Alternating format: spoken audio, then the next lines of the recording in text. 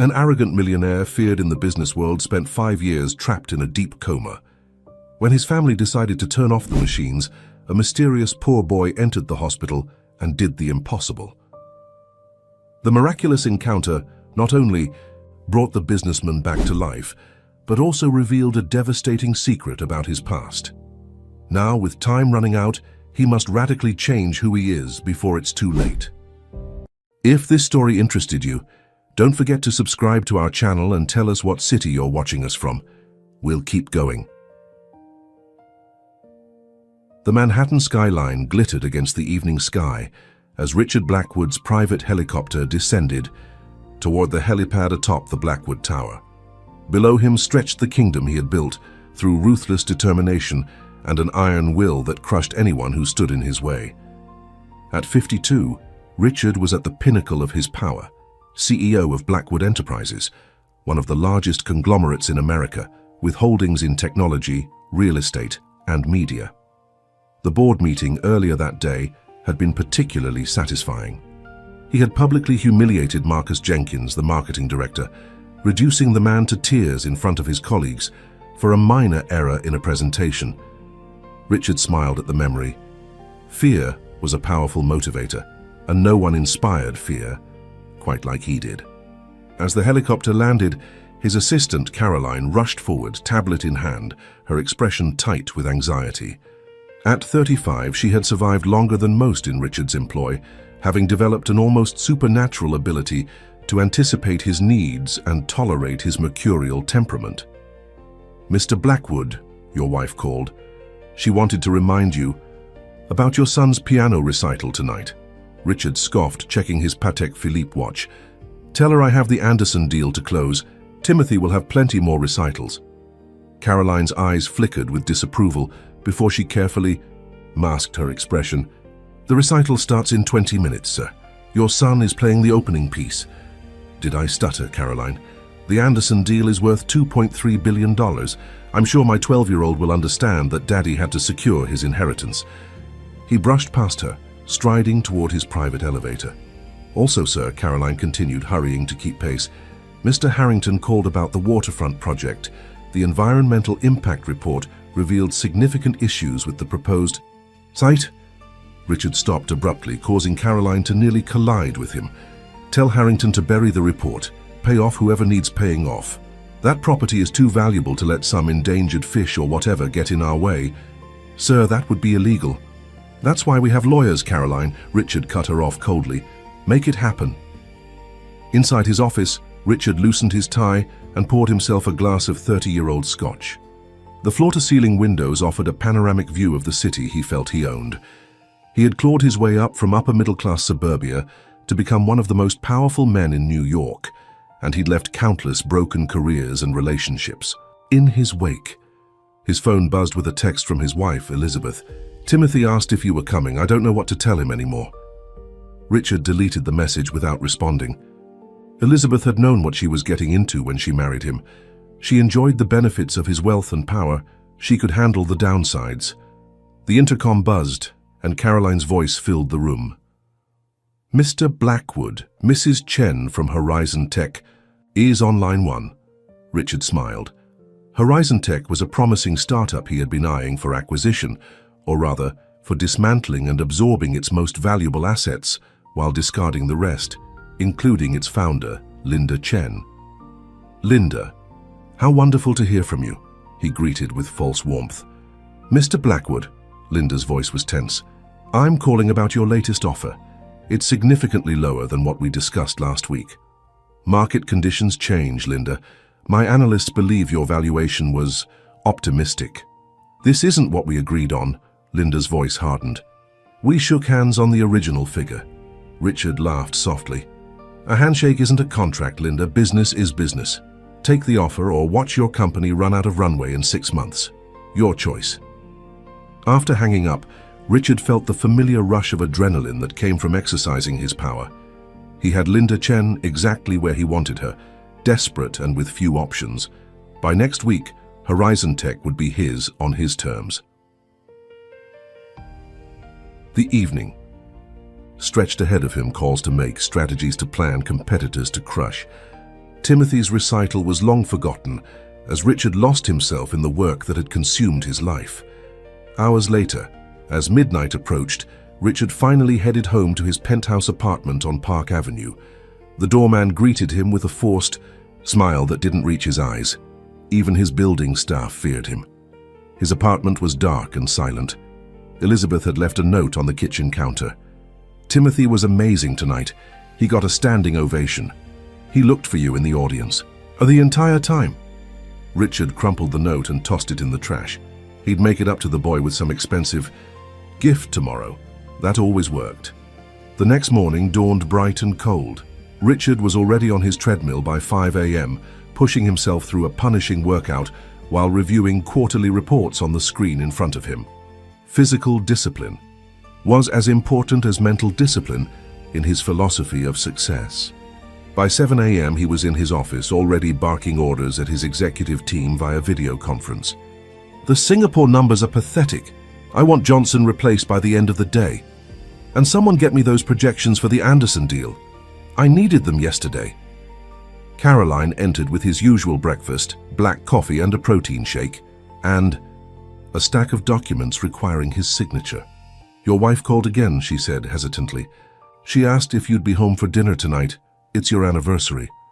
Richard didn't even look up from the papers he was reviewing. "Send flowers, expensive ones, and make a reservation at that French place she likes for next weekend. Tell her I'll make it up to her." Caroline nodded, her expression carefully neutral as she left his office. The day proceeded like most others in Richard Blackwood's life, a series of meetings where he dominated the room, business calls where he manipulated and intimidated, and decisions that prioritized profit above all else, including human cost. By late afternoon, he had fired 3 employees, threatened a supplier with legal action unless they lowered their prices, and finalized the predatory acquisition of Horizon Tech, ensuring that Linda Chen would walk away with a fraction of what her company was worth. As evening approached, Richard prepared to meet with James Anderson to close their deal over dinner. The Anderson portfolio would be the crown jewel in Blackwood Enterprises' recent acquisitions, and Richard was determined to finalize the terms tonight. He stepped into the elevator, punching the button for the lobby. As the doors began to close, Caroline rushed forward with a document in hand. "Sir, you need to sign this before your dinner." Richard held the door with an impatient sigh. As Caroline handed him the document, their eyes met, and for a brief moment, Richard saw what had been carefully hidden beneath her professional demeanor: utter contempt. The realization sent an unexpected jolt through him. When had everyone around him started to despise him so thoroughly? Had it always been this way? The moment passed, and Richard dismissed the thought. What did it matter if people hated him as long as they feared and obeyed him? He signed the document and handed it back to Caroline without a word. The elevator doors closed, and Richard descended toward the lobby, unaware that his carefully constructed world was about to collapse entirely. Outside, the evening air was unseasonably warm as Richard stepped into his waiting town car. His driver, Michael, a stoic man who had worked for him for nearly a decade, pulled smoothly into the heavy Manhattan traffic. "The Four Seasons, sir," Michael confirmed. "Yes, and step on it. I don't want to keep Anderson waiting." As the car navigated through the crowded streets, Richard's phone rang. It was Elizabeth. For a moment he considered ignoring the call, but something, perhaps that fleeting moment of self-awareness in the elevator, made him answer. "I'm on my way to dinner with Anderson," he said curtly. "Richard," Elizabeth's voice was tight with anger. "Do you even remember what today is?" "Of course I do. I sent flowers." 15 years, Richard.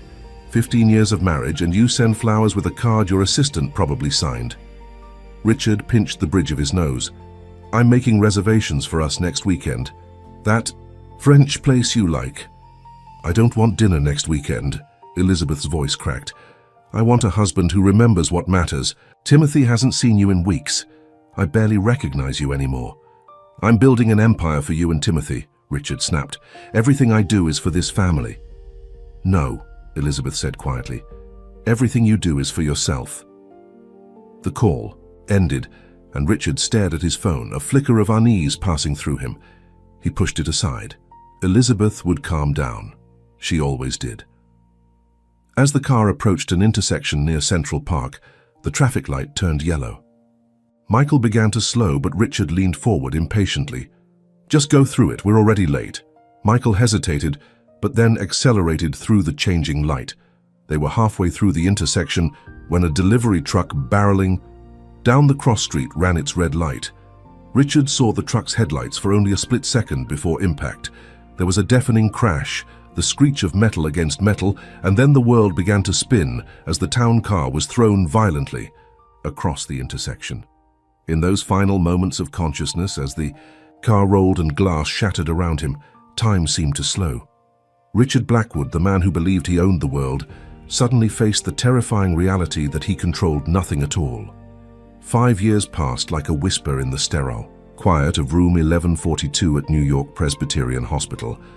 The once imposing Richard Blackwood now lay motionless, a living ghost tethered to machines that breathed for him, fed him, and measured the faint electrical impulses of a brain that showed no signs of awakening.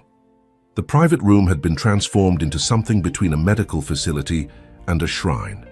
Elizabeth had spared no expense. The best specialists, experimental treatments, round-the-clock private nurses, and equipment so advanced it wasn't yet available in most hospitals. On this particular morning, Dr. Sophia Reynolds studied the latest EEG readings with a practiced eye.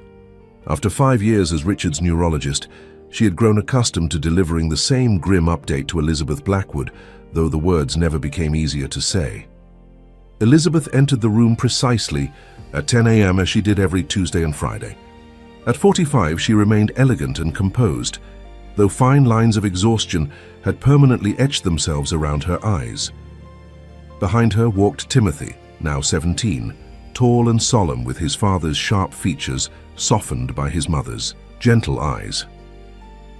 "Good morning, Dr. Reynolds," Elizabeth said, placing fresh flowers by the bedside. "Any changes?" Sophia shook her head. "I'm afraid not, Elizabeth. The latest round of treatments hasn't produced any measurable response." Elizabeth nodded, having expected this answer. She took Richard's pale, atrophied hand in hers, stroking it gently. His once tan skin had faded to an alabaster white, and the powerful physique that had commanded boardrooms was now wasted away despite the physical therapy the nurses performed daily. "And the new specialist from Sweden?" Elizabeth asked. "Has he reviewed the case?" "Dr. Lindstrom's assessment arrived this morning," Sophia replied carefully. "He concurs with our findings. The damage to Richard's brain stem from the accident was extensive. The fact that he's maintained minimal brain function for this long is actually remarkable." Timothy moved to the window, keeping his back to his father's bed. "How much longer?" "Are we going to do this, Mum?" he asked quietly, his voice deeper now than when the accident had occurred when he was still a child. Elizabeth looked at her son with a mixture of sympathy and determination. "As long as there's hope, Timothy." "Is there, though?" Timothy turned, his expression a complex mixture of grief, anger, and resignation. "It's been 5 years. 5 years of watching machines keep him alive. 5 years of specialists and treatments, and hopes that go nowhere. Your father is still with us," Elizabeth insisted, her voice firm, "and as long as he is, we won't give up on him." Timothy sighed, a sound too weary for a 17-year-old. "He wasn't even with us when he was conscious, Mum. He missed my recital that night to close a deal. He missed everything." Elizabeth didn't argue. The truth of her son's words hung heavy in the room. Richard Blackwood had been absent long before. The accident had stolen him away completely. Dr. Reynolds cleared her throat gently. "Elizabeth, I think it might be time to discuss long-term care options again. The hospital board has been asking questions about—" "I don't care what the board is asking," Elizabeth interrupted. "Money isn't an issue. Richard stays here." "It's not about money," Sophia said carefully. "It's about realistic expectations. The brain scans show increasing deterioration. Even if, against all medical probability, Richard were to wake up, he wouldn't be the same person. The damage is too severe." Elizabeth's composure cracked slightly. "You don't know that. You can't know that."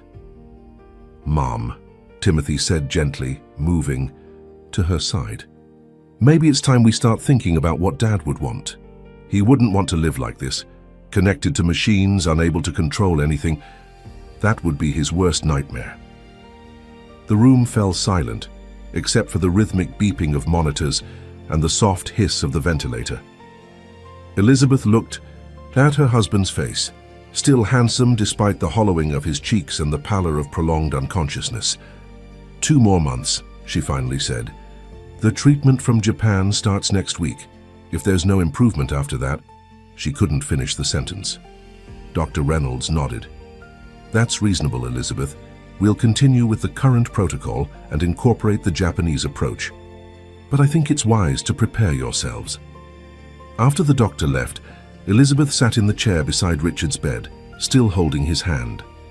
Timothy pulled another chair close to his mother.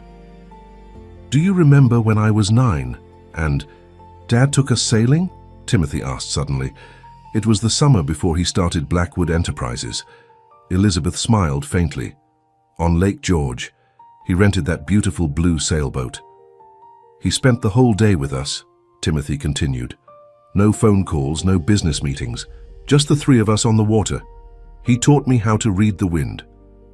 "He was different before the company took off," Elizabeth said softly. "More present. He still had that drive, that ambition, but it hadn't consumed him yet." "What happened?" "To him, Mom? I mean, before the accident. What changed him?"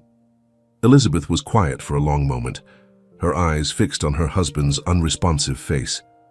"Success changed him. Or maybe it just revealed who he truly was. Each victory made him hunger for more. Each time he crushed a competitor, he grew more confident in his approach. Power became addictive to him." "Did you ever think about leaving?" Timothy asked hesitantly. "Many times," Elizabeth admitted, "but I always hoped the man I married was still in there somewhere." She squeezed Richard's limp hand. "I'm still hoping." The weeks that followed brought no change to Richard's condition. The Japanese treatment, an experimental protocol involving neural stimulation, proved as ineffective as all the treatments before it. As the 2-month deadline approached, Elizabeth grew increasingly desperate, seeking opinions from specialists around the world, exploring alternative therapies, even consulting spiritual healers despite her usual pragmatism. Caroline Hamilton, still Richard's executive assistant after all these years, visited occasionally. Blackwood Enterprises had continued under the leadership of Victor Harrington, Richard's second in command, though the company had changed dramatically in his absence. The ruthless culture Richard had cultivated had intensified under Victor's guidance, with even more aggressive business practices and disregard for ethical considerations. "The board meeting is tomorrow," Caroline informed Elizabeth during one visit. "They're voting on whether to officially remove Richard as CEO and name Victor as his permanent replacement." Elizabeth nodded absently. Corporate politics seemed trivial compared to the decision she was facing regarding her husband's care. "How are things at the company?" she asked, more out of politeness than interest. Caroline hesitated. "Different, harder in some ways. Victor has taken Richard's methods to extremes." "I'm not surprised," Elizabeth replied. "Richard always said Victor was the hungriest executive on his team, the most like him." "No," Caroline said firmly. "Victor is what Richard could have become if he'd continued down that path, but they're not the same. Richard had lines he wouldn't cross. Victor doesn't." The observation lingered with Elizabeth long after Caroline had gone.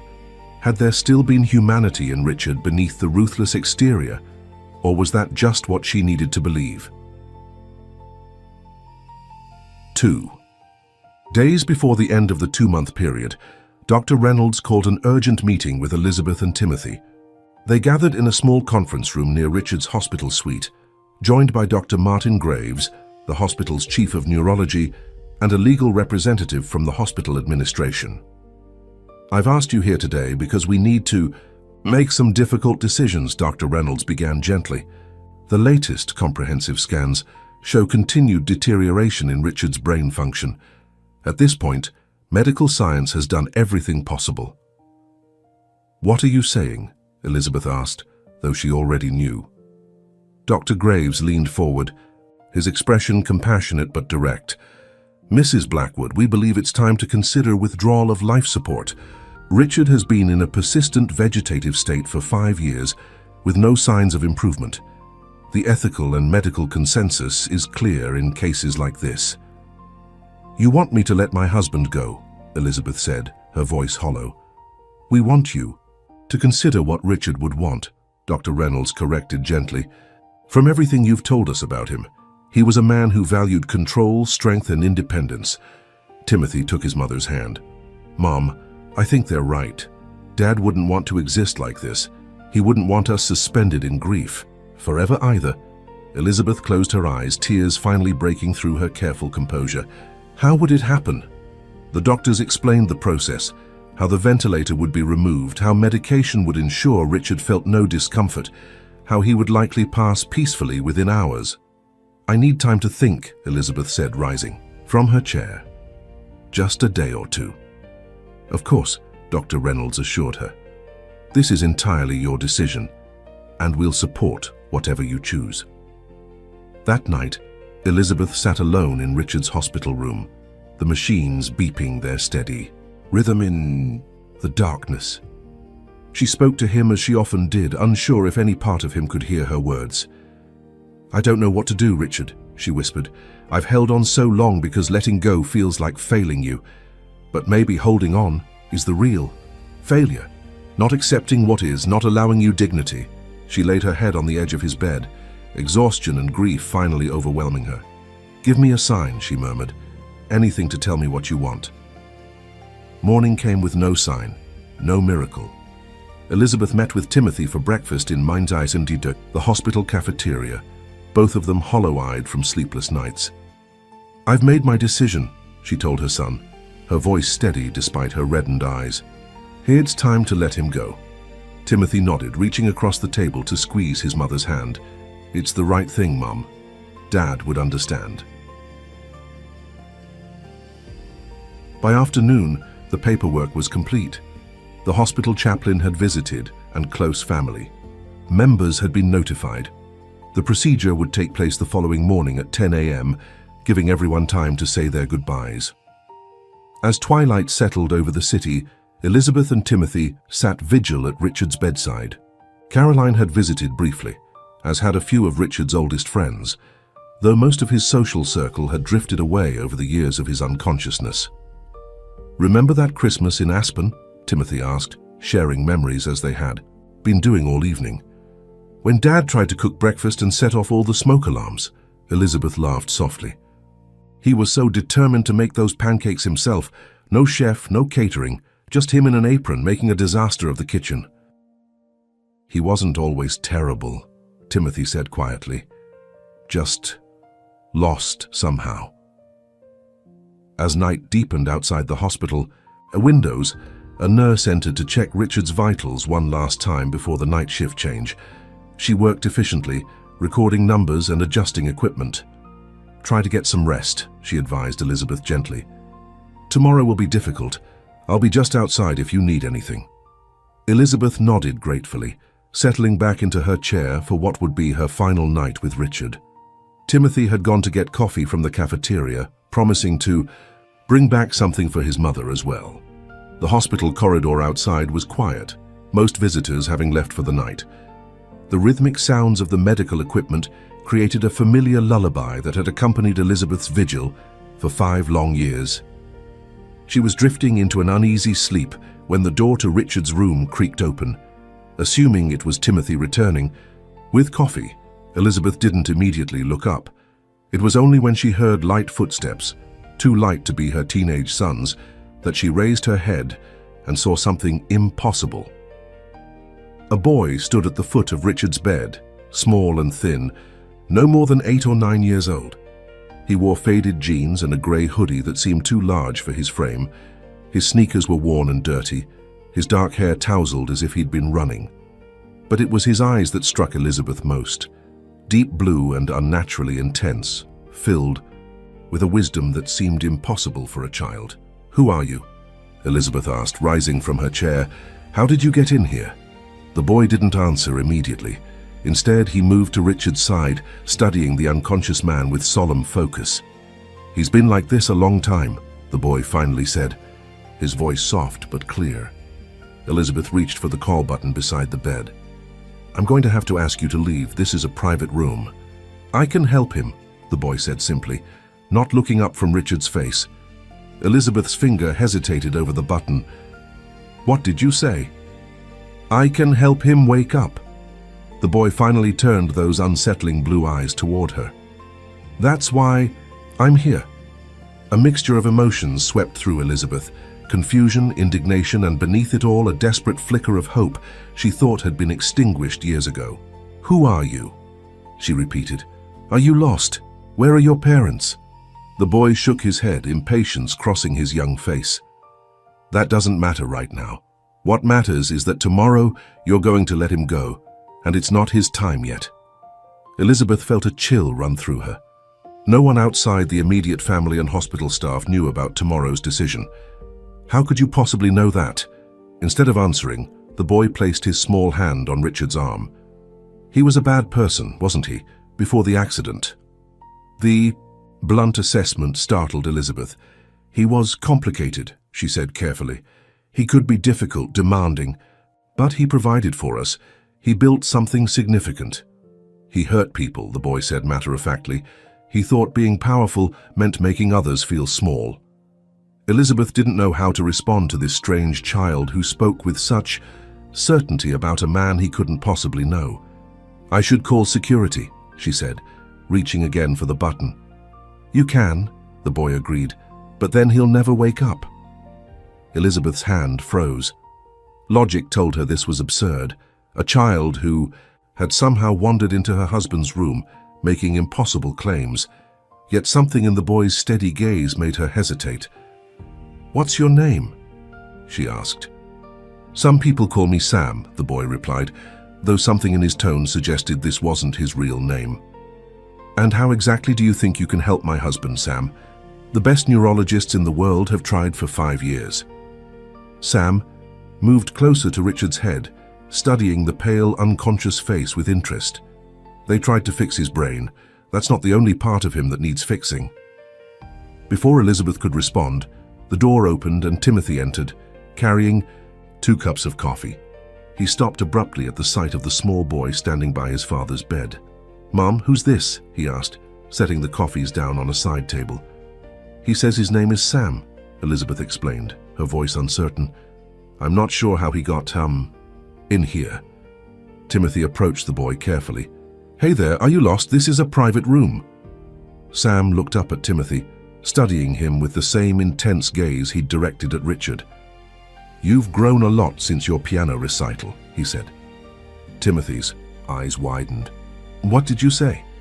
The night of the accident, Sam continued, you played Chopin. You kept looking for him in the audience, but he was closing a deal instead. Timothy took a step back, his face paling. How could you possibly know that? Sam turned back to Richard. I know a lot of things. I know he has one last chance, but only if you let me help him. Elizabeth and Timothy exchanged bewildered looks. What do you mean, one last chance? Elizabeth asked. To fix what he broke, Sam replied, inside and outside. He placed his small hand on Richard's forehead. It won't be easy for him. Some damage can't be undone, but he can still make things right. This is crazy, Timothy muttered. I'm calling security. Wait, Elizabeth said suddenly, placing a hand on her son's arm. Just wait. Something was happening. The monitors connected to Richard had begun to change, his heart rate increasing slightly, the EEG showing spikes of activity where there had been only minimal patterns for years. What are you doing to him? Elizabeth asked, torn between fear and fascination. Sam didn't answer. His eyes were closed now, his small hand still resting on Richard's forehead. A strange quality had come over the room. The air felt charged, as if before a lightning strike. The fluorescent lights above them flickered once, twice, then stabilized at a brightness that seemed more intense than before. Mom, Timothy whispered, look at Dad's hand. Elizabeth glanced down and gasped. Richard's fingers, motionless for 5 years except during passive physical therapy, were twitching slightly against the white hospital sheet. "That's impossible," she breathed. "You should call the doctor," Sam said, his voice strained as if he were exerting great effort. "He's coming back now." Timothy backed toward the door, his eyes never leaving the impossible scene before him. "I'll get Dr. Reynolds." As Timothy rushed from the room, Elizabeth moved closer to Richard's bed, her heart pounding. The monitors continued to show increasing signs of activity, blood pressure rising, oxygen levels improving, brain activity spiking in patterns she'd never seen during the long years of his coma. "What are you?" she asked Sam, no longer trying to make sense of what was happening. The boy opened his eyes, and for a moment, just a brief instant, Elizabeth thought they glowed with an inner light. "Someone who believes in second chances," he said quietly.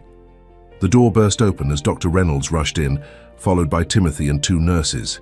She stopped abruptly at the sight of Sam, then quickly moved to check Richard's vitals. "What's happening? Here? Who is this child?" she demanded, her professional calm giving way to confusion as she saw the readings on the monitors. "He says he can help Dad," Timothy explained, his voice unsteady. "And I think he is." Dr. Reynolds shook her head in disbelief as she examined Richard's pupils with a penlight. "This is medically impossible. His brain activity is increasing exponentially.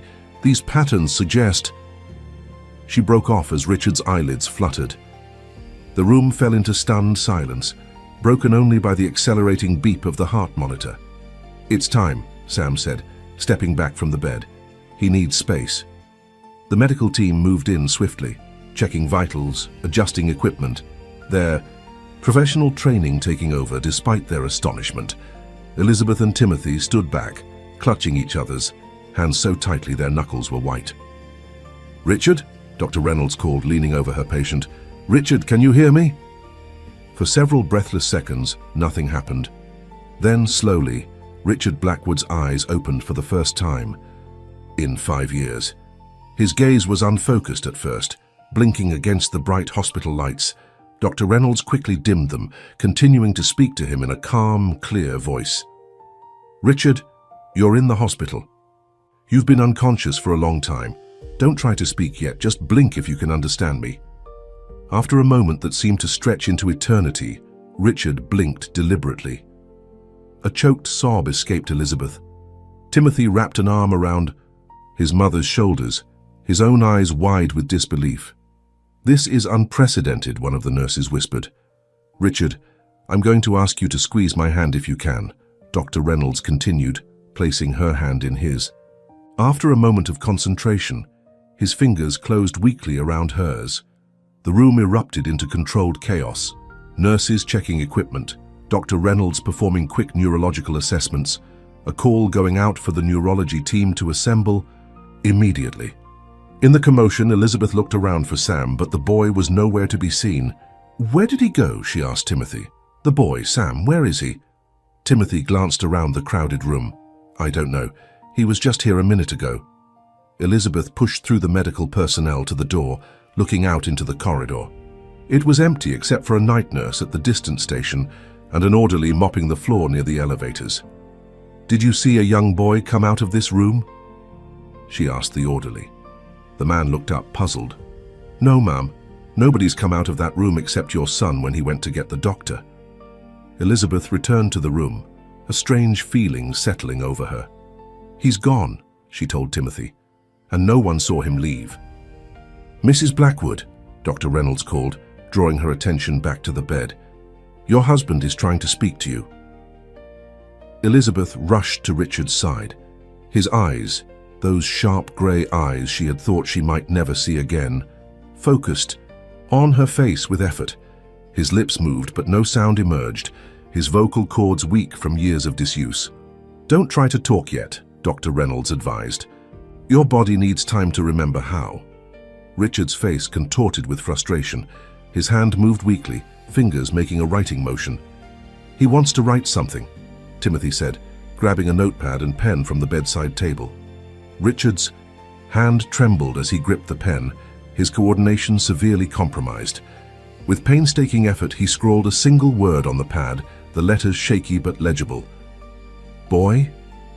Elizabeth and Timothy exchanged glances. You saw him? Elizabeth asked. The boy who was here? Richard managed a faint nod, his eyes intense despite his physical weakness. We don't know who he was, Timothy explained. He just appeared, said he could help you, and then this happened. Richard's fingers tightened around the pen again, struggling to form more words on the page. The effort clearly exhausted him, but he persisted until he had written, "Find him." Mr. Blackwood, you need to rest, Dr. Reynolds intervened, taking the notepad away. This is an extraordinary situation, but your brain has been inactive for 5 years. You need to give your body time to recover. Richard's eyes locked with Elizabeth's, conveying a desperation that words couldn't express. She nodded slightly, understanding his unspoken message. We'll look for him, she promised quietly. The next hours passed in a blur of medical tests, specialist consultations, and stunned disbelief from the hospital staff. News of Richard Blackwood's miraculous awakening spread through the hospital, drawing skeptical doctors from other departments who had to see for themselves. I've never seen anything like this in 30 years of practice, Dr. Graves admitted, reviewing the latest scan results. By all medical understanding, this shouldn't be possible. The damage to his brain was too severe for this kind of recovery. Yet here we are, Dr. Reynolds replied, watching as Richard underwent a basic motor skills assessment, his movements clumsy but improving by the hour. Elizabeth and Timothy remained by Richard's side throughout, witnessing his remarkable progress with a mixture of joy and confusion.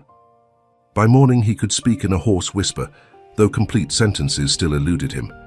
His questions were simple but insistent. Boy? Where? Find him. As dawn broke over the New York skyline, Elizabeth stepped into the hallway to call Caroline, with the news of Richard's awakening. When she returned to the room, she found Timothy sitting alone beside his father's bed. Where are the doctors? She asked. Dad convinced them to. Give him a few minutes of peace, Timothy explained. They'll be back soon with more tests. Elizabeth sat on the edge of Richard's bed, taking his hand in hers. His skin was warmer now, a hint of color returning to his face. Richard, she said, gently, you need to focus on getting better. We can worry about finding the boy later. Richard shook his head stubbornly, his voice a raspy whisper. Important. Find him. Why? Timothy asked. What do you know about him? Richard's face contorted with frustration at his inability to express himself fully. With painful slowness, he formed his words carefully. He saved me. Not finished. Not finished? Elizabeth repeated. What does that mean? Before Richard could attempt to answer, the door opened and Caroline Hamilton entered, her face a mask of shock and hope. She stopped at the foot of the bed, staring at her former boss as if she were seeing a ghost. It's true, she whispered. When Elizabeth called, I could hardly believe it. Richard's eyes fixed on Caroline with recognition. Caroline, he managed, his voice slightly stronger than before. Yes, she said, moving closer. I'm still here, Mr. Blackwood. Something passed across Richard's face. A shadow of his old self, the commanding presence that had once dominated boardrooms and broken competitors. Company? He asked. Caroline hesitated, glancing at Elizabeth. Perhaps we should discuss business matters when you're stronger. Now, Richard insisted, his fingers tightening around Elizabeth's hand. Caroline sighed, then straightened her shoulders. Blackwood Enterprises is different now. Victor Harrington has been acting CEO. During your absence, the board officially appointed him as your permanent replacement last month. Richard's heart monitor showed a spike in his pulse. Victor, he repeated, a darkness crossing his face. He's transformed the company, Caroline continued carefully. It's more profitable than ever, but, Elizabeth prompted. But the methods are extreme, even by Mr. Blackwood's former standards, Caroline finished diplomatically. The corporate culture has become ruthless. Richard closed his eyes a mixture of emotions crossing his face: anger, regret, determination.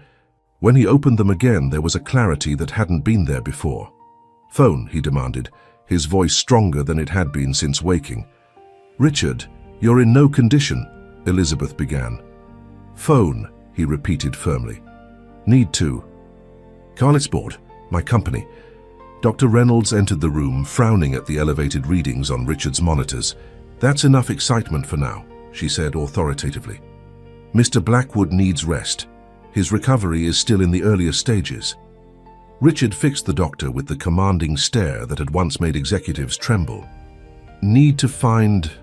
boy, Sam." Dr. Reynolds looked confused. "What boy?"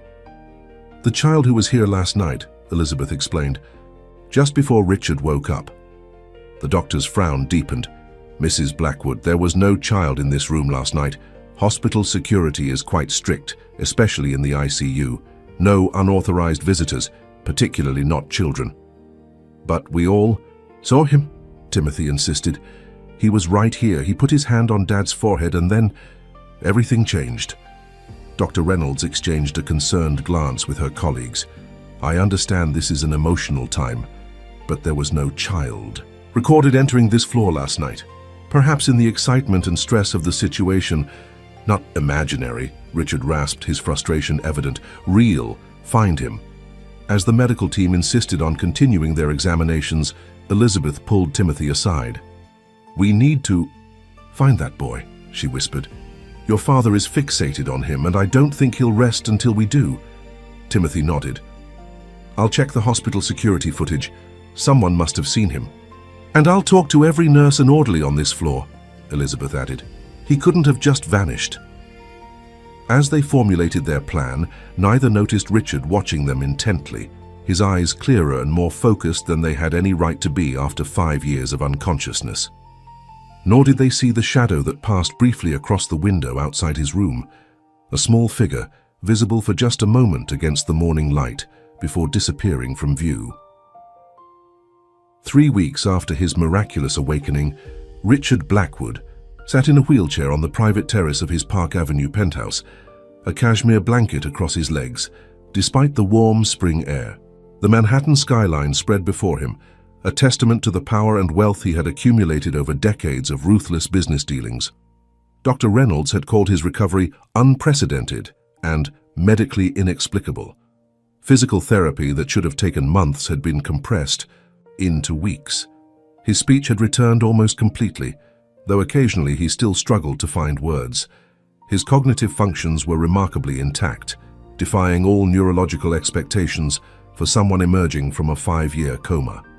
Yet, for all his progress, Richard remained obsessed with one thing: finding the boy called Sam who had awakened him from his coma. "Any news?"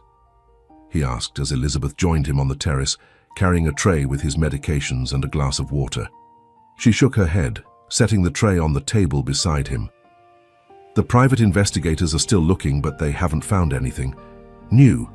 The hospital security footage from that night shows static during the exact minutes he was in your room.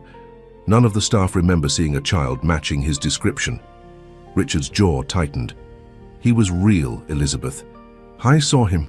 You saw him. Timothy saw him." "I know," she said gently, taking his hand. "I believe you, but it's as if he vanished into thin air." The penthouse intercom buzzed, and Elizabeth went to answer it. She returned moments later with Timothy and Caroline. Timothy had postponed his freshman year at Princeton to help with his father's recovery and the search for the mysterious boy. At 17, he had matured rapidly in the weeks since his father's awakening, handling the investigators and hospital inquiries with surprising competence. "We've checked every homeless shelter and youth program within 50 miles, Timothy reported, pulling up a chair beside his father. "No one recognizes a boy matching Sam's description." Caroline placed a leather portfolio on the table. "The board meeting is scheduled for next week, Mr. Blackwood. They've agreed to hear your case for reinstating you as CEO, but Victor has been rallying support against you." Richard's eyes hardened at the mention of Victor Harrington.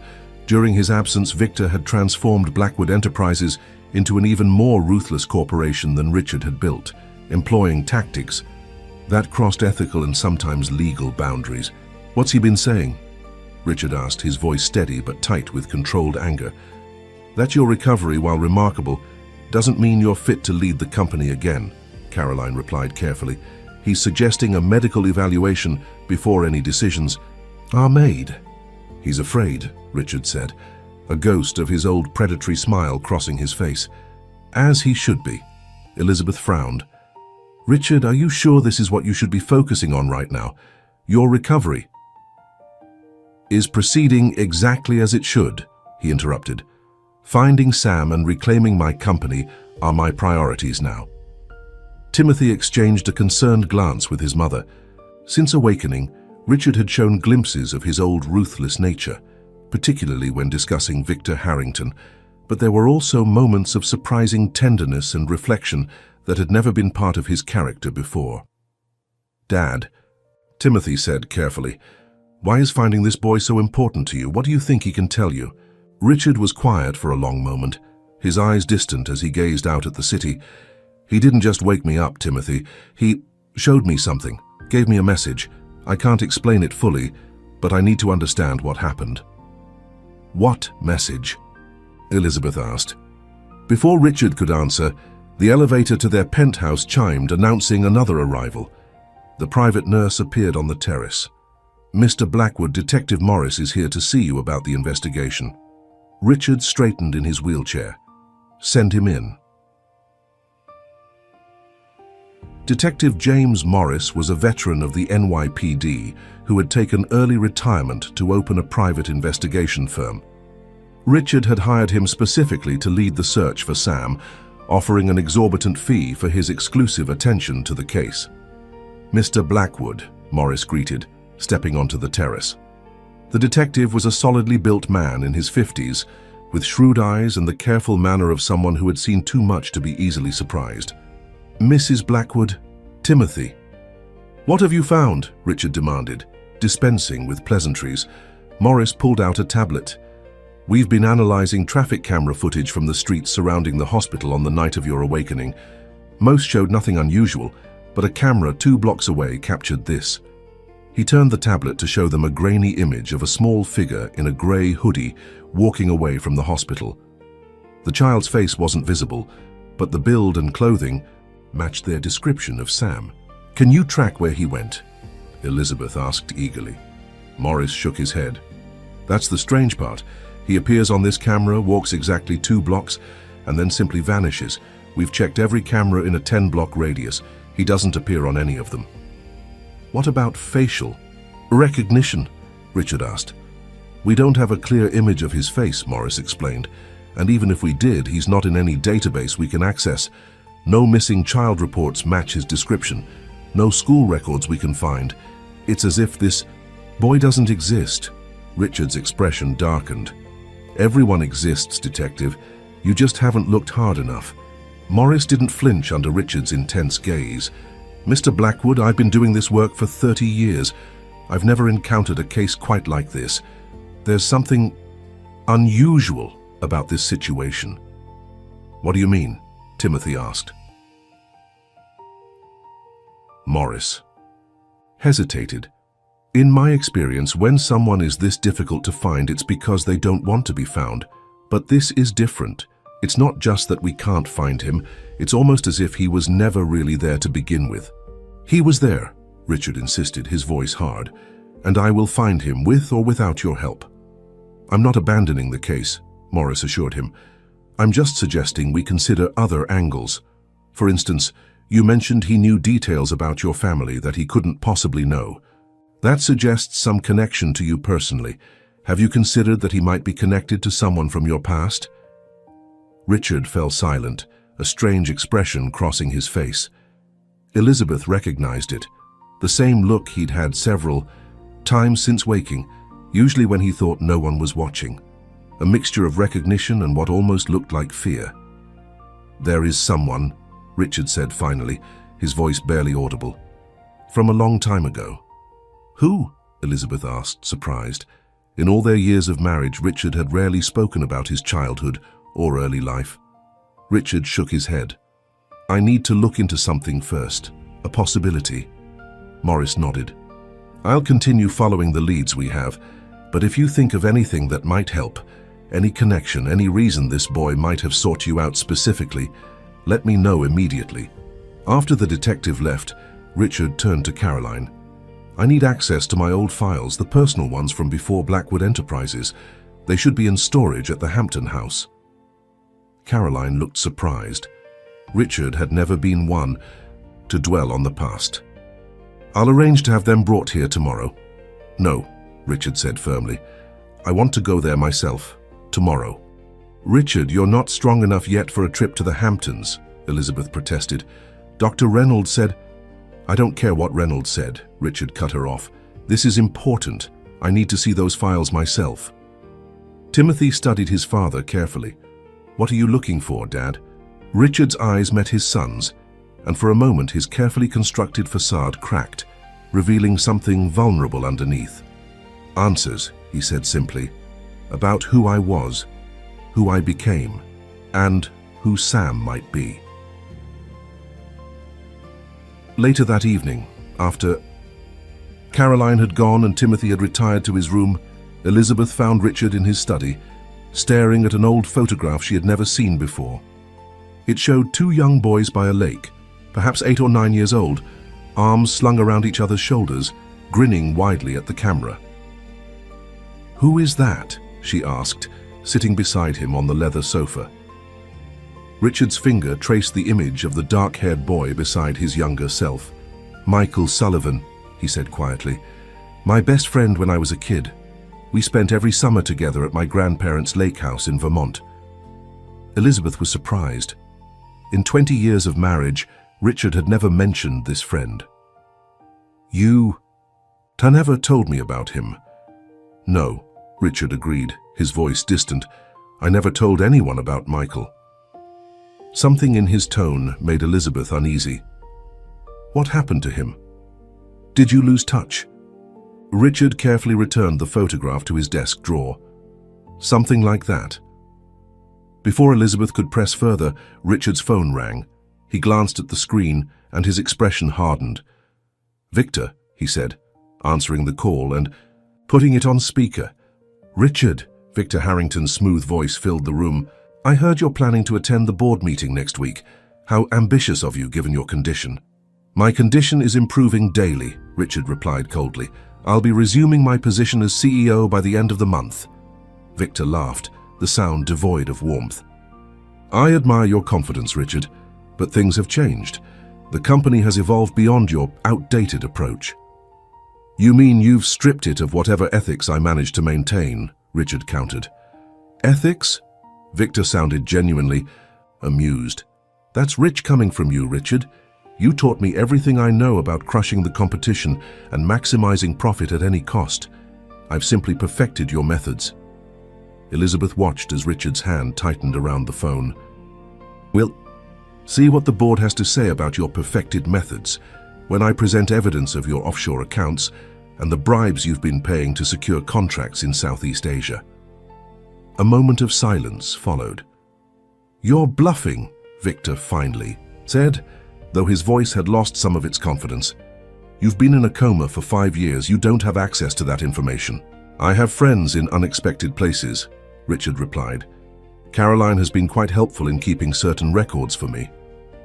"Caroline is nothing but a secretary with delusions of loyalty," Victor snapped. "And you're nothing but a broken old man trying to reclaim past glories. Stay home, Richard. Enjoy your retirement. Don't make me destroy what little reputation you have left." The call ended abruptly. Richard set the phone down, his expression unreadable. "Is it true?" Elizabeth asked after a moment. "About the evidence against Victor?" Richard nodded. "Caroline has been documenting his activities since he took over. She never trusted him." "Why didn't you tell me?" "I didn't want to worry you," Richard said, "and I needed to be sure of my next move." Elizabeth studied her husband carefully. The Richard I knew before the accident would have been plotting Victor's complete destruction by now, calling in every favor, leveraging every weakness. "You seem different." Richard met her gaze, and for a moment, she saw something in his eyes she had never seen before. Uncertainty and perhaps a flicker of genuine remorse. Maybe I am different, he said quietly. Or maybe I'm finally remembering who I was supposed to be. The next morning, against Dr. Reynolds's explicit medical advice, Richard insisted on traveling to their Hampton estate. The journey exhausted him, but he refused to rest upon arrival, immediately demanding access to the storage room where his oldest files were kept. Timothy helped him navigate the wheelchair through the sprawling beach house to a room Elizabeth had never entered, Richard's private archive from before they were married. "I'll take it from here," Richard told them firmly. "Alone." Elizabeth started to protest, but Timothy placed a hand on her arm.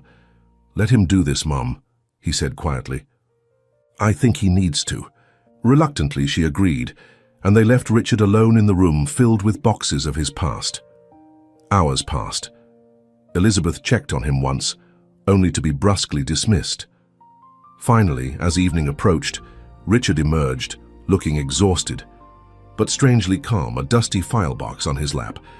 "Did you find what you were looking for?" Elizabeth asked as he wheeled himself into the living room. Richard nodded slowly. "I think so. I need to make a call." He picked up his phone and dialed Detective Morris. "I know where to look for Sam," he said when the detective answered.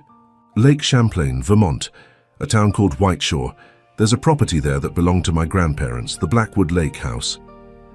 After ending the call, Richard turned to find Elizabeth and Timothy watching him with concern. "Dad, what's going on?" Timothy asked. "What's at this lake house?" Richard opened the file box on his lap, removing a yellowed newspaper clipping. He handed it to his son without a word. Timothy read the headline aloud. "Local boy hospitalized after lake accident." Below was a photograph of a young Richard, perhaps 9 years old, wrapped in a blanket, looking shell-shocked. Richard Blackwood, age 9, was rescued from Lake Champlain after a boating accident Wednesday afternoon. Timothy continued reading. His companion, Michael Sullivan, also 9, pulled Blackwood from the water before... Timothy's voice faltered as he reached the end of the paragraph. "Before what?" Elizabeth asked, taking the clipping from her son's trembling hands. She read the final words silently. "Before losing consciousness himself, Sullivan remains in critical condition at Whiteshore General Hospital." She looked up at her husband, suddenly understanding. "Michael Sullivan was the friend in the photograph. He saved you from drowning." Richard nodded, his face pale with the strain of surfacing long-buried memories. "I never told anyone the full story of what happened that day. Michael and I were out in my grandfather's boat. I was showing off, standing up, rocking the boat. He warned me to be careful. I didn't listen." His voice grew distant, as if he were seeing not the Hampton house but the lake from decades ago. "The boat capsized. I couldn't swim well. I panicked, started going under. Michael was a strong swimmer. He could have easily made it to shore. Instead, he came back for me, pulled me up, kept me afloat until I could grab onto the overturned boat. But the current was strong that day. Keeping me above water exhausted him. By the time the rescue boat reached us, Michael had gone under. They resuscitated him, but he never..." Richard's voice broke. "He never regained consciousness. 3 days later, he was gone." The room fell silent except for the distant sound of waves breaking on the beach outside. "Sam is Michael," Timothy said slowly, understanding dawning on his face. "Somehow the boy who saved you at the hospital is Michael Sullivan." "That's not possible," Elizabeth whispered, though her voice lacked conviction. After witnessing Richard's miraculous awakening, she found it harder to dismiss the impossible. "Isn't it?" Richard asked quietly. "Sam knew things only Michael could know. He had the same eyes, the same determined expression. And he saved me, just like before." He pulled another document from the box, a faded color photograph of Michael Sullivan, school portrait style. The resemblance to the boy who had appeared in Richard's hospital room was undeniable. "But why now?" Elizabeth asked. "After all these years?" Richard's expression darkened. "Because I forgot him. Buried what happened. Became someone who dishonored his sacrifice." He looked up at his wife and son, his eyes filled with a clarity and purpose that had been absent for years, even before the accident. "Michael gave his life to save mine, and I wasted that gift becoming a man he would have despised. Now he's giving me a second chance, and this time I won't waste it. The small town of Whiteshore, Vermont, hadn't changed much in the 43 years since Richard had last seen it. The same Victorian houses lined the main street, their gingerbread trim freshly painted but otherwise unchanged. The same ancient elm trees provided dappled shade. Even the general store at the town center looked frozen in time, its hand-painted sign gently weathered, but still proclaiming Whiteshore General Mercantile, Estern, 1897. Richard sat in the passenger seat of the SUV as Timothy drove slowly down Lake Road, the familiar route to his grandparents' old property, bringing back a flood of memories. Elizabeth had stayed behind in New York, reluctantly agreeing that this journey was something Richard and Timothy needed to make together. "Are you sure about this, Dad?" Timothy asked, glancing at his father. In the month since his awakening, Richard had made remarkable physical progress, now able to walk short distances with a cane, though he tired easily. "I'm sure," Richard replied, his eyes fixed on the road ahead. The investigators found nothing in New York. If Sam Michael is going to appear again, it will be here. This is where it all began. Detective Morris had been skeptical about Richard's theory, but had dispatched a local investigator to check the property the day before. The report indicated that the Blackwood Lake house, which had been sold after Richard's grandparents passed away, was currently unoccupied, its owners only visiting during summer months. Timothy turned onto a narrow, gravel drive that wound through thick pine forest. According to GPS, we're almost there. As the trees thinned, the lake came into view, a vast expanse of blue water stretching to distant mountains.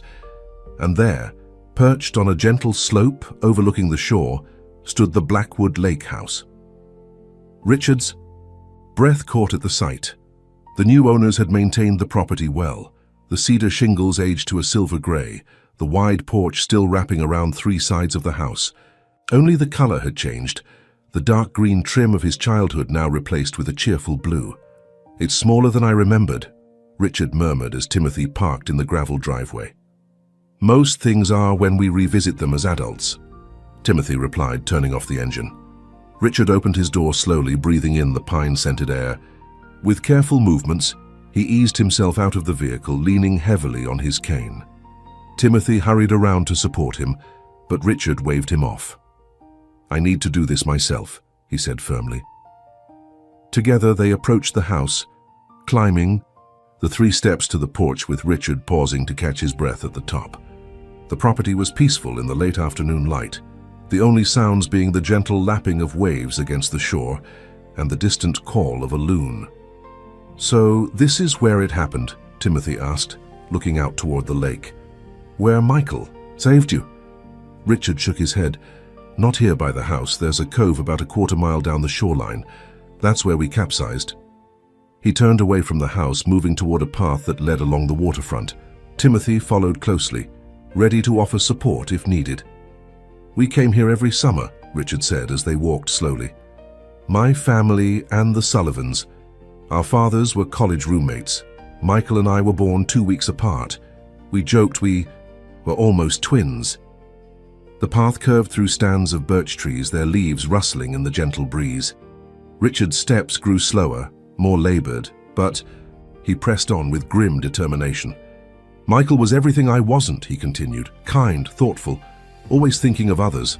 I was the opposite, impatient, self-centered, always showing off." "Sounds like you were just being kids," Timothy offered. Richard shook his head. "It was more than that.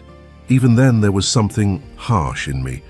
My father was a demanding man, never satisfied with anything less than perfection. I think I was trying to be like him, to earn his approval." They reached a clearing where the path widened, offering a view of a small, sheltered cove. Richard stopped, leaning heavily on his cane, his eyes fixed on the water. "This is it," he said quietly. "This is where it happened." Timothy stood silently beside his father, sensing the weight of memory bearing down on him. The cove was peaceful, sunlight dancing on the gentle waves. It was difficult to imagine it as the site of such tragedy. "We weren't supposed to take the boat out alone," Richard continued after a moment. But I convinced Michael it would be fine. I always could talk him into things he knew were wrong. He was a better kid than me, but he was loyal to a fault. Richard's voice grew strained. When I fell in, I panicked, started thrashing around, pushing myself deeper. Michael dove in after me. He was a strong swimmer, but I was in such a panic that I grabbed onto him, nearly pulling us both under. Somehow he calmed me down, got me to hold onto the boat. He fell silent, lost in the memory. Timothy waited, giving his father space to process emotions that had clearly been buried for decades. By the time help arrived, Michael had gone under, Richard finally continued. They pulled him out, got his heart started again, but he never woke up. 3 days later, his parents made the decision to remove life support. Timothy placed a hand on his father's shoulder. "You were just children, Dad. It wasn't your fault." Richard's jaw tightened. "It was my fault, my recklessness, my showing off, my panic in the water. Everything that happened that day was because of me." A rustling in the trees behind them made both men turn. For a moment, the forest was still. Then a squirrel darted across the path. Richard's shoulders slumped with disappointment. "Let's head back to the house," Timothy suggested gently. "You need to rest." Richard nodded reluctantly. The walk back was slower, his energy clearly fading. By the time they reached the porch, he was leaning heavily on Timothy's arm. "We should find a hotel in town," Timothy said, as he helped his father onto a porch swing. "It'll be dark soon." "No," Richard said firmly. "We're staying here." Timothy frowned. "Dad, this isn't our property anymore. We can't just—" "Call Detective Morris," Richard interrupted. "Have him contact the owners. Offer whatever it takes for one night's use of the house." Timothy wanted to argue, but recognized the determination in his father's eyes. He stepped away to make the call, leaving Richard alone on the porch, staring out at the lake as the setting sun painted the water in shades of gold and crimson. To Timothy's surprise, Morris was able to reach the current owners, who agreed to let them stay the night once they understood the unusual circumstances. A neighbor brought over a key and some basic supplies, eyeing Richard curiously but asking no questions.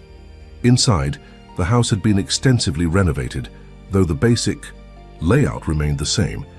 Richard moved slowly through the rooms, touching door frames and window sills lost in memories.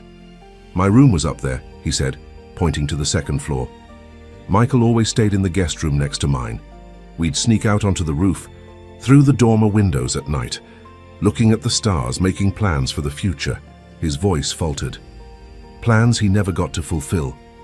They ate a simple dinner of sandwiches from supplies the neighbor had brought. As night fell, Richard grew increasingly restless, checking windows, moving from room to room. "Dad, you need to rest," Timothy insisted as the clock approached midnight. "You've pushed yourself too hard today." "He'll come," Richard said with absolute certainty. "If not outside, then in my dreams. He has to." Timothy helped his father upstairs to what had once been the master bedroom. The four-poster bed and heavy oak furniture of Richard's grandparents had been replaced with more modern pieces, but the view of the lake from the large windows remained the same. Richard insisted on sitting in an armchair by the window rather than lying down. "I'll sleep here," he said. "I need to be able to see the lake." Too exhausted to argue, Timothy made sure his father was comfortable before retiring to a nearby bedroom, leaving the connecting door ajar so he could hear if Richard needed anything during the night. Despite his fatigue, Timothy found sleep elusive.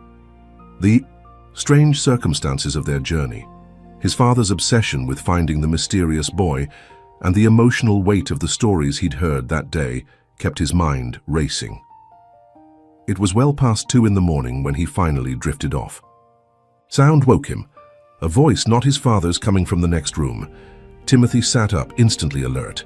Pale moonlight filtered through the curtains, providing just enough light to see by. He moved silently to the connecting door and peered through. Richard was still in the armchair by the window, but he was no longer alone. A small figure stood before him, a boy in a grey hoodie, his back to Timothy. "You found me," the boy said, his voice young but carrying an odd maturity. "I knew you would." Michael, Richard's voice broke on the name. It is you, isn't it? The boy nodded. In a way. I've been waiting for you to remember, Richard. It took you long enough. Timothy remained frozen in the doorway, afraid that any movement might cause the boy to vanish. His father leaned forward in his chair, tears streaming down his face. I'm so sorry, Richard whispered. For everything. For that day on the lake. For wasting the life you saved. For becoming someone you would have hated. I never hated you, Richard, the boy said gently. I was disappointed. You had so much potential to do good in the world. Instead, you chose power and control. Why now?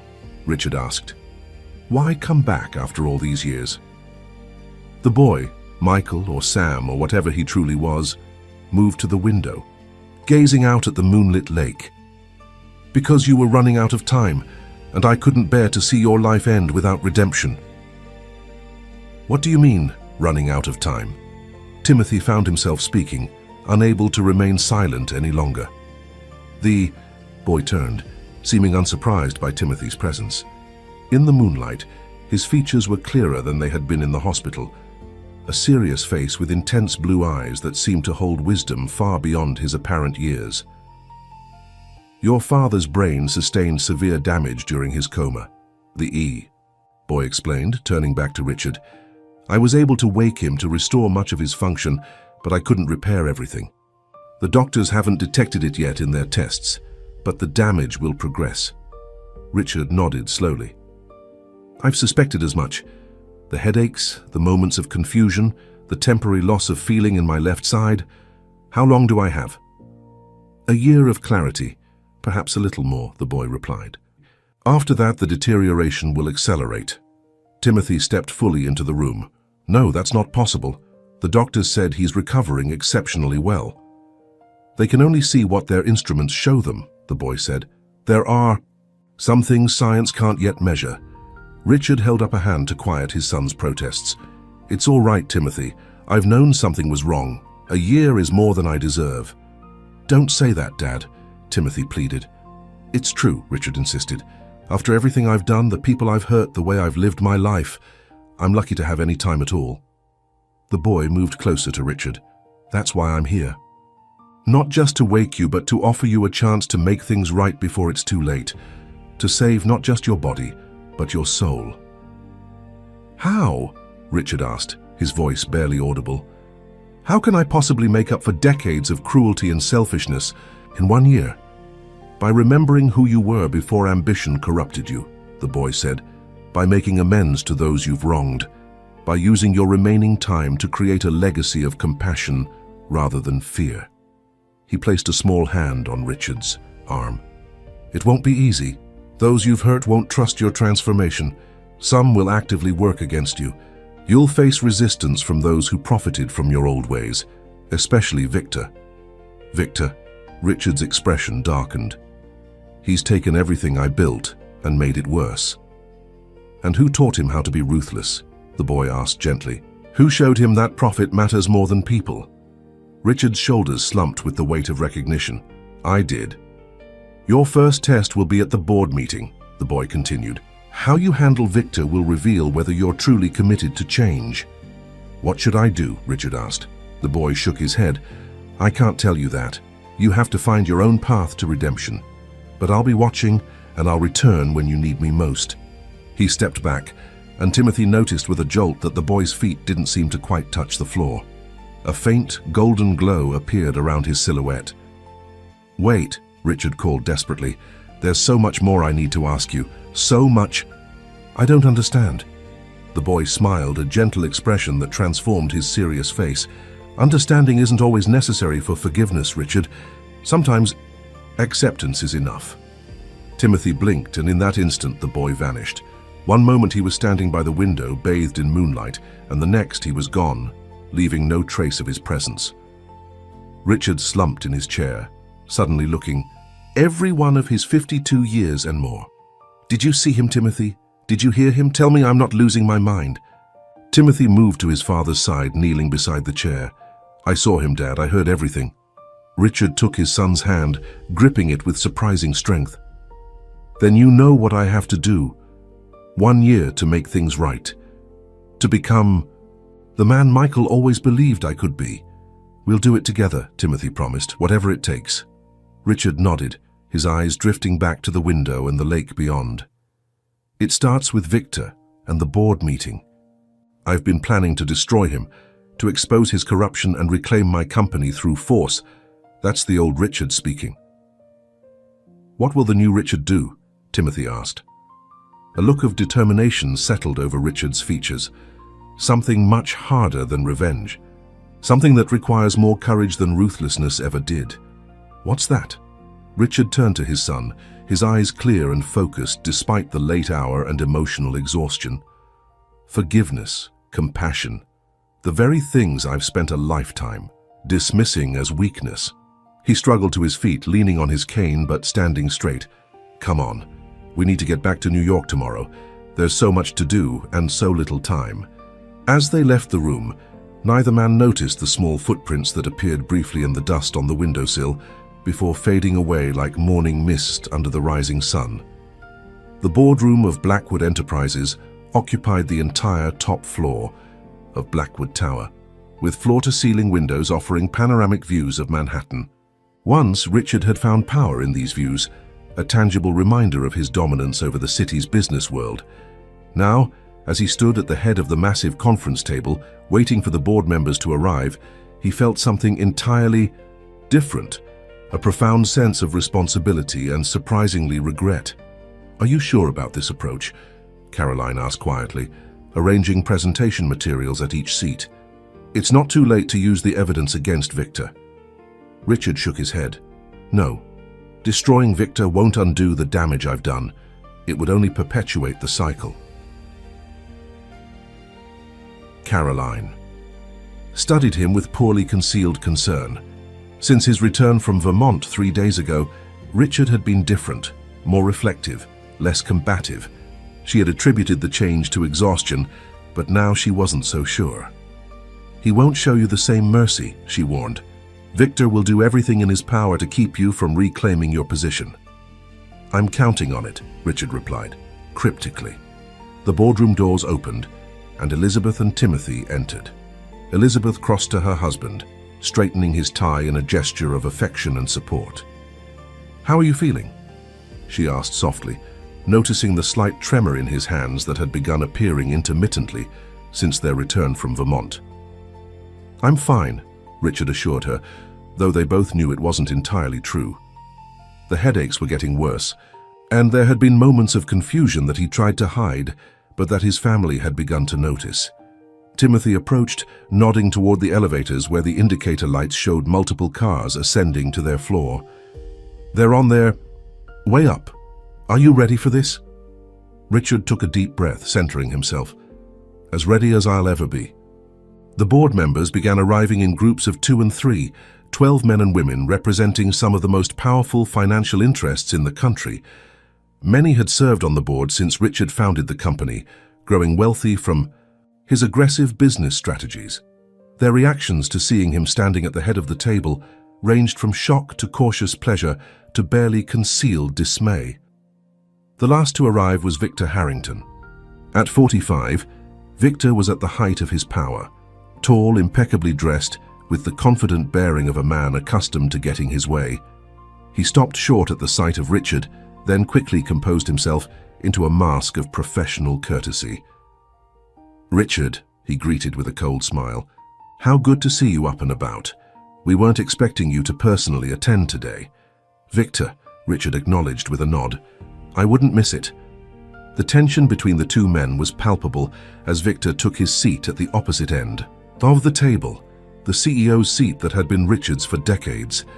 The other board members settled into their places, watching the dynamic between founder and current CEO with barely concealed fascination. "Shall we begin?" Victor suggested smoothly, tapping his tablet to bring the room's presentation screens to life. "We have a full agenda today, and I'm sure we all want to accommodate Richard's health constraints." Richard remained standing, commanding the room's attention through presence, rather than words. "Actually, Victor, I'd like to address the board first, if you don't mind." Victor's smile tightened. Of course, the floor is yours. Richard surveyed the faces around the table, people he had worked with for years. Some he had mentored, others he had threatened or manipulated to get his way. He saw wariness in their eyes, expectation of the ruthless Richard Blackwood they had always known. For 25 years, he began, his voice stronger than it had been since awakening, I built this company with a single-minded focus on growth and profitability. I taught everyone in this room that success was measured in stock prices and market share, that compassion was weakness, and that people were resources to be used and discarded. He paused, letting his words sink in. The board members exchanged uneasy glances, clearly not expecting this opening. I was wrong, Richard continued simply. A ripple of surprised murmurs circulated around the table. Victor leaned forward, his expression a mixture of confusion and suspicion. 5 years in a coma gives a man time to reassess his priorities, Richard said, or perhaps it took a miracle to wake me up in more ways than one. He moved slowly, around the table, making eye contact with each board member. Blackwood Enterprises has become something I no longer recognize, a company that values profit above all else, that exploits workers, that views ethical corners as things to be cut, rather than standards to be upheld. Richard, Victor interrupted, perhaps this discussion would be better held in private.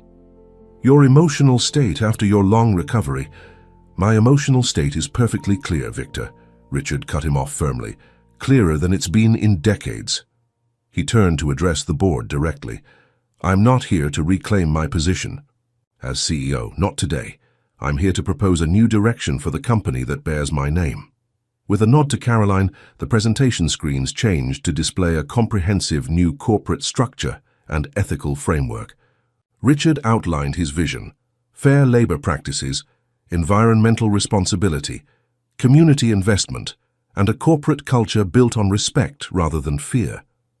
These changes will temporarily reduce our profit margins, he acknowledged, addressing the immediate concern visible on several faces.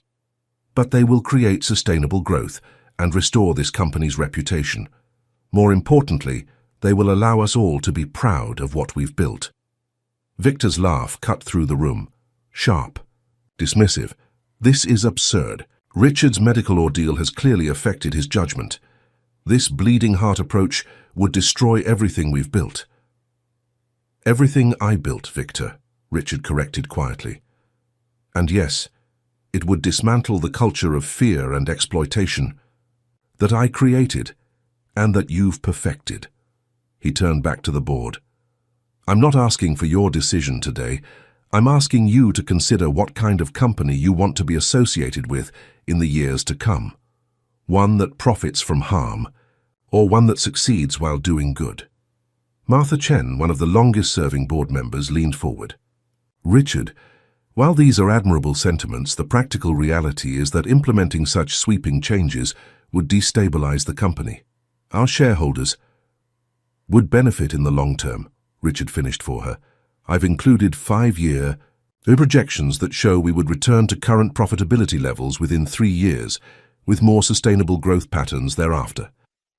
He returned to the head of the table, facing Victor directly across its length. I'm prepared to put my own fortune behind this transition. 30% of my personal wealth will be dedicated to cushioning the financial impact of these changes. The room fell silent as the board members processed this unprecedented offer. Richard Blackwood, known for his relentless pursuit of wealth, was volunteering to sacrifice a significant portion of his personal fortune. Victor recovered first, his expression hardening. This is nothing but a power play. Richard wants to oust me and regain control. These so-called ethical reforms are just window dressing. If I wanted to oust you, Victor, I would have done it differently, Richard replied calmly. I have evidence of your offshore accounts, the environmental violations you've concealed, and the labor laws you've systematically broken in our overseas operations. Victor paled slightly but maintained his composure. Baseless accusations. Richard shook his head, then did something that shocked everyone in the room. He smiled at Victor with what appeared to be genuine compassion. They're not baseless, and we both know it. But I'm not going to use that information against you. He opened the folder in front of him and slid the contents across the table. Instead, I'm giving you these documents. Everything. Caroline and I have collected. Consider it a gesture of good faith. Victor stared at the folder, visibly stunned. I don't understand. I taught you to be ruthless, Victor, Richard said quietly. I modeled the behavior that you've taken to its logical conclusion. I can hardly condemn you for becoming exactly what I shaped you to be. The boardroom remained silent, the members watching this unexpected exchange with astonishment. No one had ever seen Richard Blackwood, the notorious corporate shark, extend forgiveness or take responsibility. What exactly are you proposing, Richard? Asked James Winters, the board chairman. A gradual transition, Richard replied, returning to his seat. Victor remains CEO for now, but with a mandate to implement these reforms under the supervision of an ethics committee. I will serve as an advisor without executive power. If the changes prove successful after 1 year, we can discuss more permanent leadership arrangements. Victor's expression shifted from confusion to calculation. And if I refuse, then the board will need to decide between your vision and mine, Richard said simply. I'm not here to force anyone's hand. I'm here to offer a better way forward. For the next 2 hours, the board engaged in heated discussion, questioning Richard's proposals, challenging his projections, and expressing skepticism about his transformation. Throughout, Richard remained calm and focused, answering with a clarity and patience that many had never seen from him before. Victor participated minimally, clearly reassessing his position as he observed the shifting sentiments around the table. Several board members who had initially seemed dismissive of Richard's proposals began showing interest as the discussion progressed. Finally, Chairman Winters called for a preliminary vote, not on implementing the changes, but on exploring them further with a dedicated committee. Those in favor of establishing a committee to evaluate Mr. Blackwood's proposed reforms, he asked. One by one, hands rose around the table. 8 of the 12 board members voted in favor, their expressions ranging from cautious optimism to resigned acceptance. The motion passes, Winters declared. We'll establish the committee immediately and reconvene in 30 days for a more detailed discussion.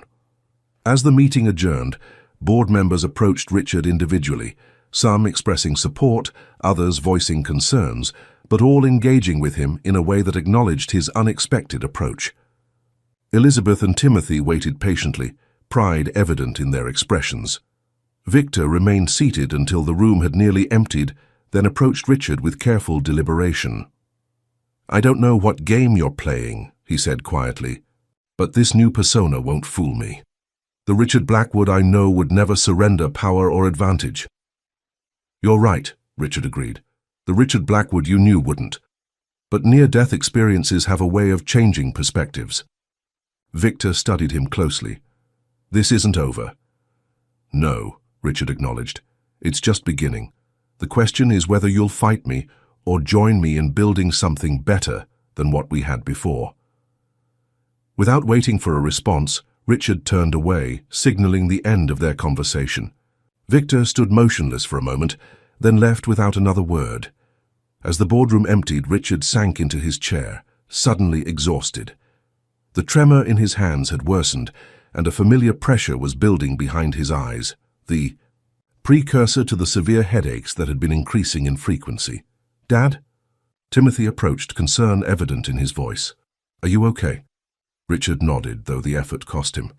Just tired. It went better than I expected. You were incredible, Elizabeth said, placing a hand on his shoulder. I've never seen you like that before, so measured, so wise. Not wise, Richard corrected with a faint smile, just finally learning from my mistakes. Caroline approached with his medication and a glass of water. You should go home and rest, you've done enough for today.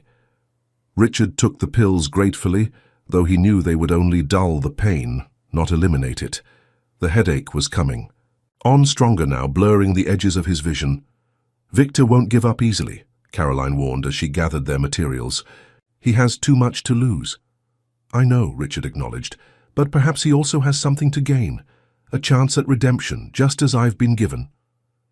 As they prepared to leave, Richard paused at the window, looking out at the city sprawled below. From this height, people on the streets were tiny figures, anonymous and distant. For decades, that's how he had viewed humanity, insignificant pieces in his grand game of acquisition and control.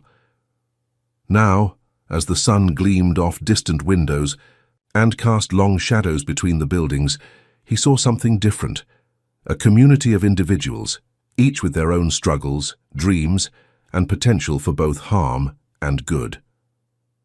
"A year isn't much time," he murmured, more to himself than to those around him. "What did you say, Dad?" Timothy asked, moving to his side. Richard turned to his son, suddenly acutely aware of how little time they might have left together. "Nothing important. Let's go home." As they walked toward the elevator, Richard glanced back at the empty boardroom, one last time. For a brief moment he thought he saw a small figure standing by the window, a boy in a grey hoodie, watching him with those unnaturally wise blue eyes. Then he blinked, and the image was gone. But the message remained clear in his mind, one step taken, many more to go. The path to redemption would not be easy, but for the first time in his life, Richard Blackwood was walking in the right direction. 10 months after the pivotal board meeting, Richard Blackwood sat in the garden of his Hampton estate, watching, as employees and their families enjoyed the company's annual summer picnic. Children raced across the immaculate lawn, their laughter carrying on the warm breeze. Adults gathered in small groups, conversations flowing easily without the tension that had once characterized any event where the notorious CEO might appear. From his vantage point beneath a maple tree, Richard observed the transformation not just of his company, but of the relationships within it. Caroline chatted animatedly with Elizabeth near the buffet tables. Timothy, home from his first year at Princeton, played touch football with interns and junior executives who would never have dared such familiarity in the past. "Quite a change from the corporate retreats you used to host," a familiar voice commented. Victor Harrington settled into the chair beside Richard, offering him a glass of lemonade. In the month since the board meeting, their relationship had evolved in unexpected ways. The initial hostility had given way to a wary collaboration, and more recently, to something approaching mutual respect. "I seem to recall those events involving a lot more alcohol and a lot less joy," Richard replied, with a wry smile, accepting the drink. "Thank you for organizing this, Victor. It's exactly what I envisioned." Victor nodded, his expression thoughtful as he surveyed the gathering. "I still don't fully understand your transformation, Richard, but I can't argue with the results." The results had indeed been remarkable. Under Victor's continued leadership, but with Richard's guidance, Blackwood Enterprises had implemented sweeping reforms. Worker conditions had improved, environmental standards had been raised, and the corporate culture had shifted from fear-based competition to collaborative excellence. Most surprisingly to the skeptics on the board, the company's stock had stabilized after an initial drop and was now showing steady, sustainable growth. Client relationships had deepened, employee retention had improved dramatically, and the company's reputation had begun a slow but definite rehabilitation. "How are you feeling?" Victor asked, his gaze falling to Richard's hands, which now trembled visibly most of the time. Richard sighed. The pretense of perfect health had become impossible to maintain months ago when he collapsed during a presentation to the Ethics Committee. The subsequent medical examinations had confirmed what he already knew. The neurological damage was progressive and irreversible. "I have good days and bad days," he answered honestly. "Today is one of the better ones." Victor nodded, accepting the answer without pressing further. "The Chicago deal closed yesterday. Using your approach of transparency and fair terms, we actually secured better conditions than we initially hoped. Thanks, because they trusted you weren't trying to exploit them," Richard observed. "Trust creates value in ways that force and manipulation never can." The conversation shifted to business matters, ongoing projects, upcoming challenges, strategic decisions that needed consideration. Richard listened more than he spoke, offering guidance when asked, but otherwise allowing Victor to demonstrate his growing comfort with the new corporate philosophy. As they talked, Richard noticed a small figure moving at the edge of the garden, partially hidden by flowering shrubs. A boy in a grey hoodie, watching the proceedings with those unmistakable, intense blue eyes. Richard's heart quickened, but he maintained his composure, not wanting to draw Victor's attention to the apparition. "Excuse me, Victor," he said when there was a natural break in the conversation. "I need to stretch my legs a bit." Victor helped him to his feet, steadying him as a momentary dizziness passed. "Don't overdo it. Elizabeth will have my head if you exhaust yourself at an event I organized." Richard smiled at the protective concern, another change in their relationship that would have been unimaginable a year ago. "I'll just walk to the rose garden and back. The exercise is good for me." He made his way slowly along the stone path that wound through the garden, using his cane more for genuine support now than as a precautionary measure. The boy remained visible, always at a distance, moving deeper into the property toward the secluded rose garden that had been Elizabeth's passion project for years. When Richard finally reached the garden, enclosed by high hedges and centered around a small fountain, the boy was waiting for him on a stone bench. Up close, he looked exactly as he had in the hospital room and at the lake house, ageless, serious, with that disconcerting wisdom in his young face. "Hello, Michael," Richard greeted, lowering himself carefully onto the bench beside the boy. "Hello, Richard," the boy replied. "You've been busy." Richard smiled. "Following doctor's orders. Your orders, specifically." "My suggestions," the boy corrected gently. "The choices were always yours." They sat in companionable silence for a moment, listening to the distant sounds of the picnic and the closer burbling of the fountain. "You've done well," the boy finally said. "Better than I expected, to be honest." "High praise from an angel," Richard replied with a soft laugh. The boy's expression remained serious. "I'm not an angel, Richard." "Then what are you?" "I've had a lot of time to think about it, and that's the best explanation I can come up with. That or I've been hallucinating since I woke from the coma." "Does it matter what I am?" the boy asked. "Would it change what you've accomplished?" Richard considered this. "No, I suppose not, but I'd still like to know." The boy shrugged, a surprisingly childlike gesture from a being who seemed otherwise so old. "I'm a second chance, a redemption, a reminder of what could have been and what still can be. Beyond that, I'll leave the theological speculations to others." Richard nodded, accepting the non-answer. "How much time do I have left?" "Not long," the boy replied honestly. "The doctors suspect it, though their tests can't fully explain the acceleration of symptoms. 2 months, perhaps 3. Richard had expected this answer, but hearing it confirmed still sent a chill through him. "Enough time to finish what I've started." "That depends on how you define finished," the boy said. "Some of your work will continue long after you're gone. The foundations you've laid, the changes you've set in motion, those will outlast you."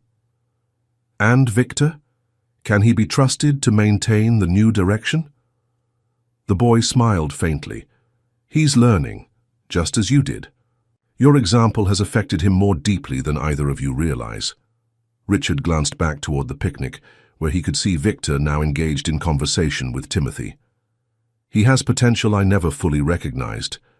Too busy seeing him as a tool rather than a person with his own path." "A mistake you've corrected," the boy acknowledged. "One of many." Richard turned back to his mysterious companion. "There's still so much I haven't made right. So many people I hurt over the years." "You've done what you could with the time you had," the boy said gently. "Perfect redemption isn't possible in an imperfect world. What matters is that you tried, genuinely, honestly tried, to be better." "Because of you," Richard said. "Because you gave me a second chance." The boy shook his head. "I only showed you the door. You chose to walk through it." A wave of dizziness washed over Richard, stronger than before. He closed his eyes, waiting for it to pass. When he opened them again, the boy was standing before him, those blue eyes studying him with compassion. "It's getting worse," the boy observed. Richard nodded. "The headaches are almost constant now. The doctors have increased my medication, but it only dulls the pain." "Are you afraid?" the boy asked. Richard considered the question carefully. Not of dying, exactly. More of leaving things unfinished, of not having enough time to fully make amends. That's understandable, the boy said. But perhaps part of redemption is accepting our limitations, acknowledging that we can't fix everything we've broken. A humbling thought, Richard admitted. Humility was never your strong suit, the boy said with a small smile. Richard laughed softly. No, it wasn't. Along with compassion, patience, forgiveness, I had a lot to learn. And you learned it, the boy assured him. In the time that mattered most, the sound of someone. Approaching drew their attention. Elizabeth appeared at the entrance to the rose garden, her expression concerned. Richard, are you all right? You've been gone a while. Richard glanced at the boy, who nodded slightly in understanding. I'm fine, Elizabeth, he called. Just needed some quiet. I'll be there in a moment. Elizabeth hesitated, then nodded. Don't be too long. Timothy wants to make an announcement before people start leaving. After she departed, Richard turned back to the boy. Will I see you again? Once more, the boy promised, when the time comes. Richard nodded, understanding the implication. Thank you, Michael, for everything. The boy placed his small hand on Richard's, and for a moment, the tremors stilled. We were friends once, Richard. The best of friends. I never stopped believing. In the good person I knew you could be. He stood, and that now familiar golden glow began to emanate from him. Go back to your family. Cherish the time you have left with them. That's the greatest redemption of all. Learning to love purely, without condition or expectation. Richard blinked against sudden tears, and when his vision cleared, the boy was gone.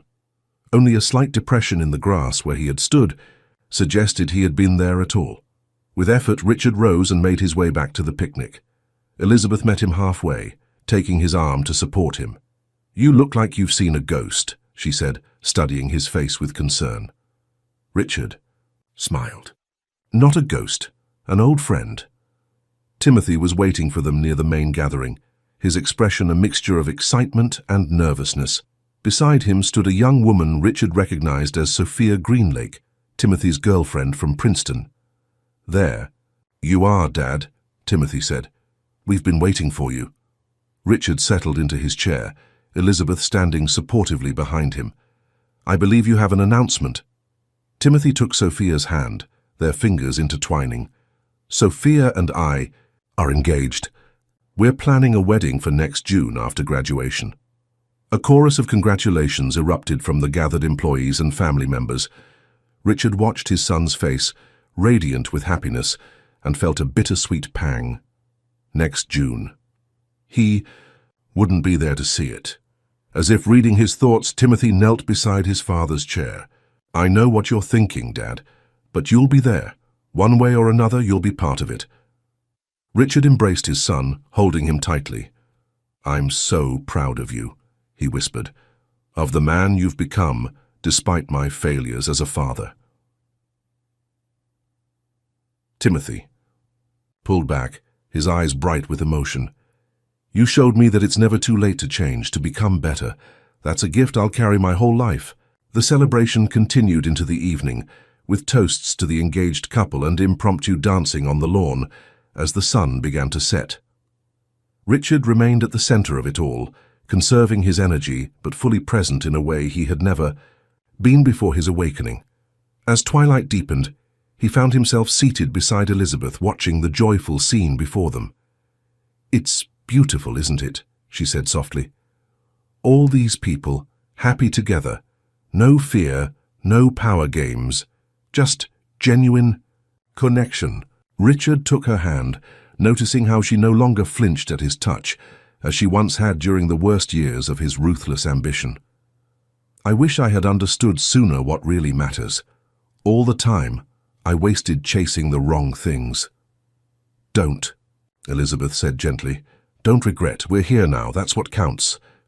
Richard looked at his wife, really looked at her, appreciating the strength and grace that had allowed her to stay with him through his worst years and to believe in his transformation when most would have dismissed it as impossible. I never deserved you, he said simply. Elizabeth smiled. Perhaps not, but you became deserving. That's the miracle in all of this. As the first stars appeared in the darkening sky, Richard gazed across the gathering, at Timothy and Sophia planning their future together, at Victor discovering a new kind of leadership based on respect rather than fear, at Caroline finally recognized for her true value to the company, at employees who now thrived in an environment of support rather than intimidation. This was his true legacy, he realized.